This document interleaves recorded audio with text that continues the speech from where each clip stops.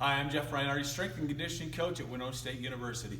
Today we're going to talk about one of my favorite exercises. It's called the Romanian Deadlift RDL. We're going to go through the basic how to do this movement and with a variety of different implements that you can do it with. And again, it still leaves a lot of room for some things that you might want to try at home, but here's some of the basics. Now the RDL.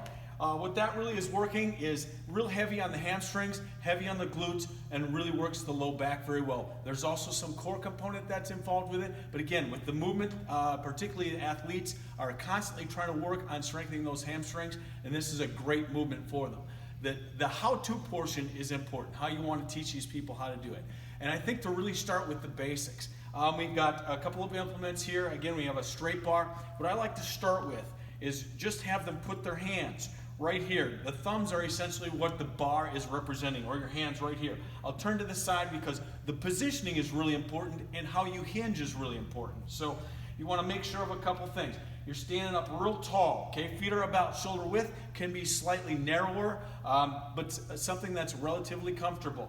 Standing up nice and tall, chest is out, shoulders are back, and I really talk about kind of overemphasizing that position, okay? You want a good, strong, low back position, a little bit of an arch in there for sure. So as you descend, and again, I'm doing it with obviously nothing at this point, as you descend or you start to hinge, okay, what we want to think of is there is a little flex in the knees. Too frequently, people are locking those knees out straight. I like to have a little flex in the knees. I think that's actually better for the hamstrings.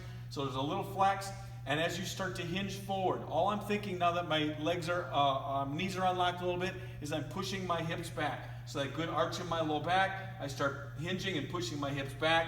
As you can see, my toes are getting really light. Okay, this is the position you want to be in. You don't always have to go all the way to the ground. You got to go to a point that's comfortable. You're going to start feeling those hamstrings real heavily. You're going to be heavy on your heels, very light on your toes. So light on your toes, you actually might have a tendency to fall back a little bit. That's all right. You know you're getting in the right position. So once you've got them, you can teach an entire group. Once you've kind of got that initial step down, now we'll move to a bar. Okay? I like to do a snatch grip or a conventional clean style grip. If you do a snatch grip, it helps keep the bar in tight, which I find is very helpful. Again, same things apply here. You want that chest out, shoulders back. You want to start hinging. You have your knees slightly unlocked. You're pushing your hips back. That bar stays right against those thighs the entire time. You don't want the bar out here. Okay, now the weight starts to shift forward. You do not want that. You want to be hips back. Again, weight on your heels, and your eyes are up, neutral. You can see my toes are getting really light. I'm able to wiggle them. Okay, you want to be in that position. I can really feel it in my hamstrings now, and I'm coming back. What I want to avoid is this. Straight leg, big old arch in the back, looking, staring at the ground. That is a bad position. It's going to put a lot of stress and strain on that low back, which is really what we're trying to stay away from. Really working hamstrings and glutes. So again, chest out, shoulders back. We're hinging back. Bar stays against the thighs the entire time. Head is up or slightly and neutral, and bring the bar back up. Now I can just move my hands to what would be like a clean grip or a clean position. Same type of thing. Bar stays in tight against the thighs the whole time.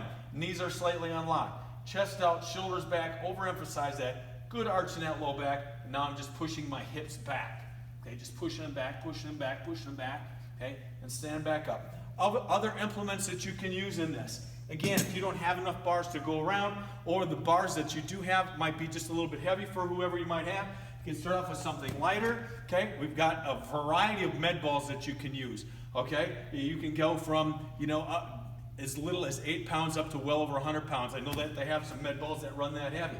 So again, same thing. Right now, I'm just holding that implement or this med ball right against my stomach area. Okay, I want a good push in my hips. Same scenario, same positioning, and so forth. You can get a lot of work done right there.